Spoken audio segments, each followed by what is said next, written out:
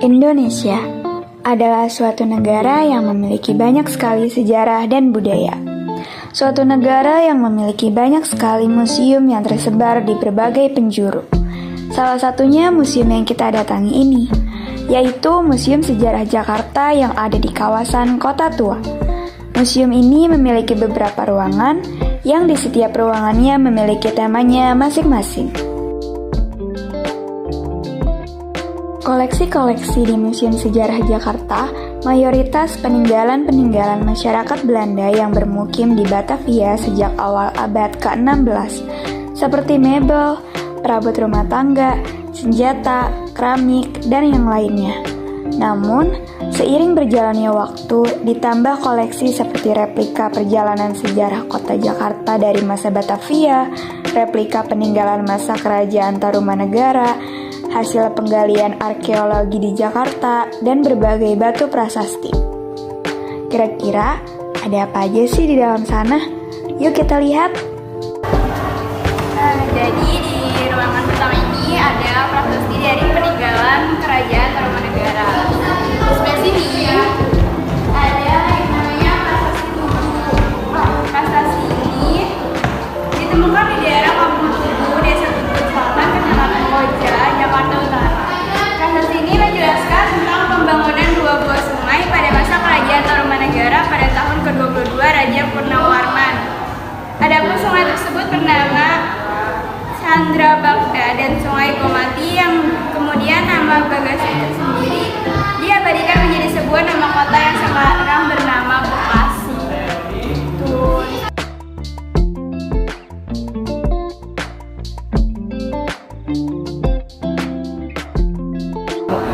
Selanjutnya di sini ada prasasti Ciracas. Prasasti ini ditemukan di Kabupaten Bogor pada tahun 1863. Prasasti ini terdapat dua telapak kaki dan tulisan yang menggunakan bahasa Sanskerta atau bahasa Pallawa.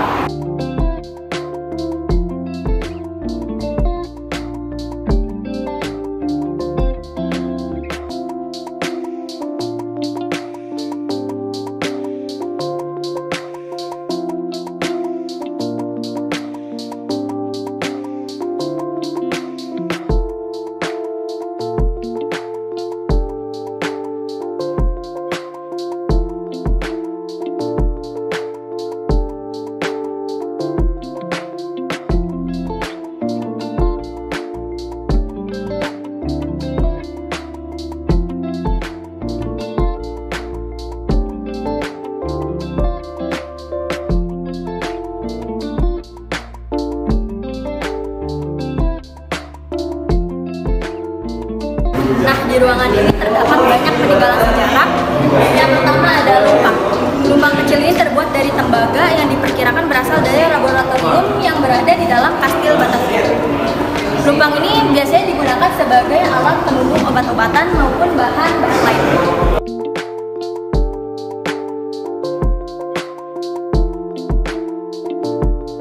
Nah, selanjutnya ada penginangan. Inang ini digunakan sebagai alat mengunyah sirih oleh masyarakat Jawa. Nah, alat ini digunakan untuk mengunyah sirih ini disebut sebagai inangan. Selanjutnya ada botol keramik. Botol keramik ini diproduksi secara massal di Arita, Jepang. Keramik jenis ini populer di Nusantara pada tahun 1650-an ketika Koch mulai gencar melakukan ekspor keramik ini ke berbagai daerah di Asia Tenggara.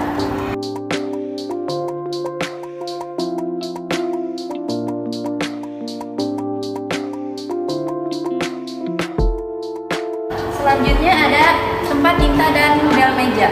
Satu set perlengkapan tulis yang dilengkapi dengan bel meja yang seluruhnya terbuat dari perak. Terdiri dari dua wadah tinta, dua wadah pasir, penghapus tinta, dan sebuah bel meja.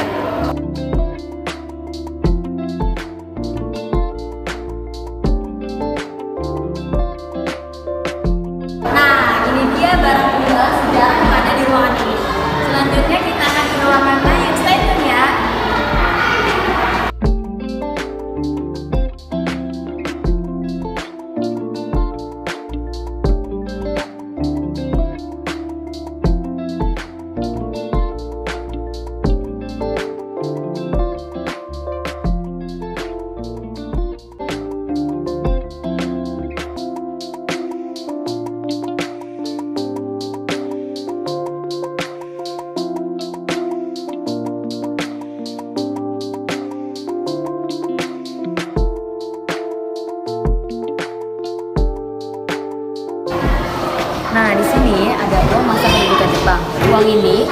diberikan untuk menarik perhatian bangsa Indonesia, masyarakat Indonesia, supaya mereka mau menerima bangsa Jepang di Indonesia.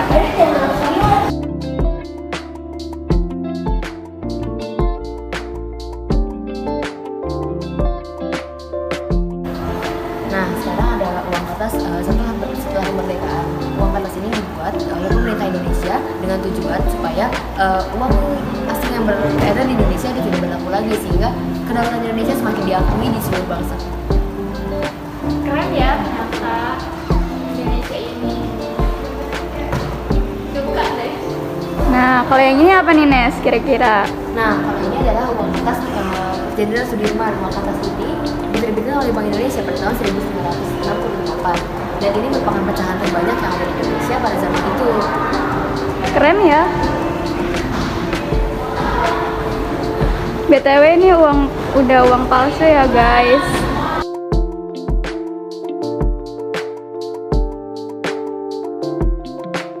Ini kita lagi bareng sama anak-anak SD. lucu banget. Boleh ajak vlog nggak? Ayo, ayo.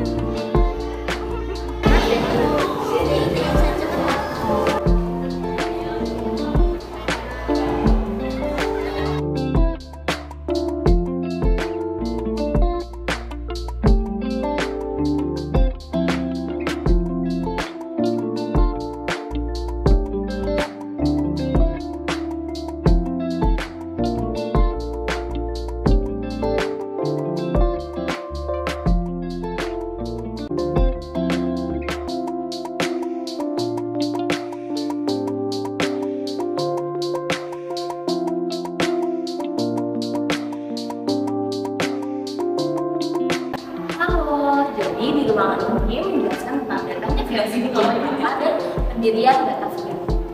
VOC ini adalah perusahaan atau multinasional tertua di dunia yang didirikan pada 20 Maret 1902 di Belanda.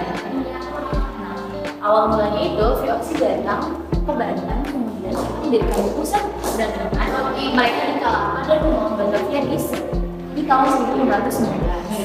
Kemudian Batavia menjadi pusat perdagangan yang multi-banten hingga tahun bangkrutnya VOC yaitu pada tahun 1799. Selanjutnya di ruangan ini juga terdapat miniatur kapal VOC atau kapal Batavia, di mana kapal ini digunakan para pedagang VOC untuk membawa rempah-rempah mulai dari Batavia hingga ke negara-negara lain.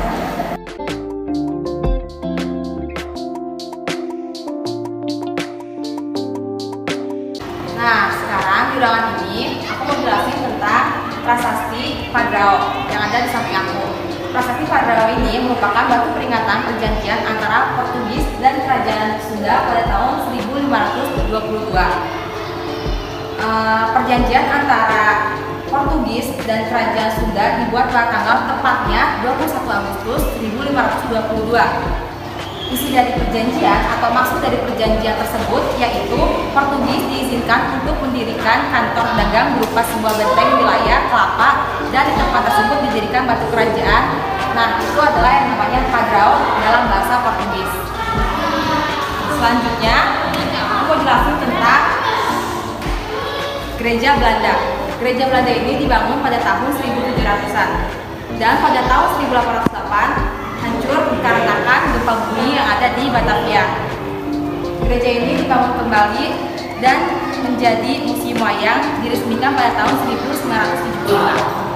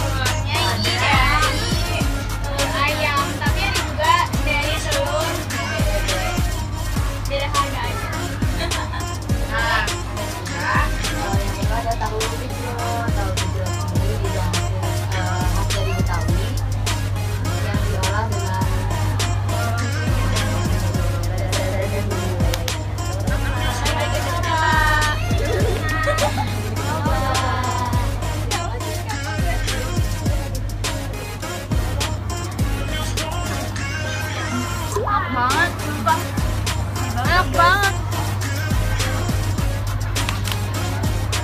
Gimana Putri tahu gejrotnya?